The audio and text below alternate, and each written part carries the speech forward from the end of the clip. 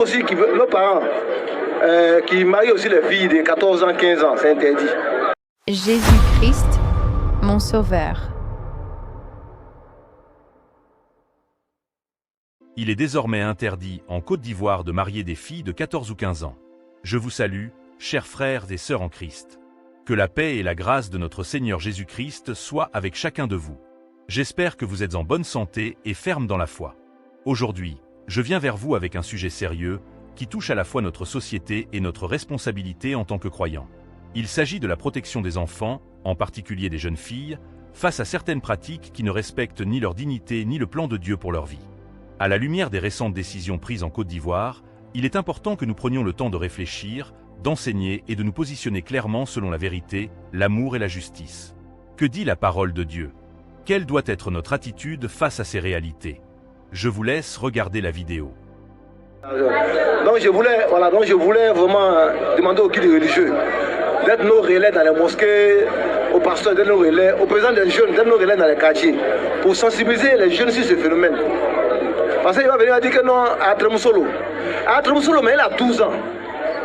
Elle a 13 ans, elle a 14 ans, Tremousolo, tu vas au fond. Donc ça, il faut que ça soit clair. Le code pénal a changé. Donc ceux aussi qui veulent, nos parents qui marient aussi les filles de 14 ans, 15 ans, c'est interdit.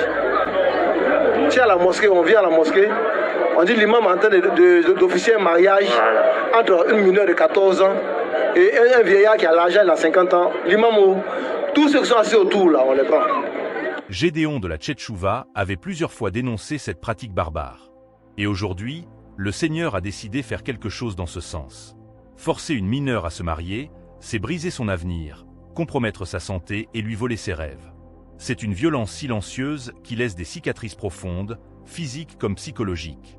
Une société qui accepte, cela ne peut pas prétendre défendre la justice ou les droits humains. Il est temps que chacun prenne ses responsabilités. Parents, leaders religieux, autorités locales. Protéger les enfants doit être une priorité absolue. L'éducation, la sécurité et le respect de leur dignité doivent primer sur toute autre considération. Mettons fin à ces pratiques d'un autre âge. Une fille doit grandir, apprendre, choisir sa vie, pas la subir. Merci beaucoup d'avoir regardé jusqu'à la fin. Soyez richement bénis au nom de Jésus-Christ. Jésus-Christ, mon Sauveur.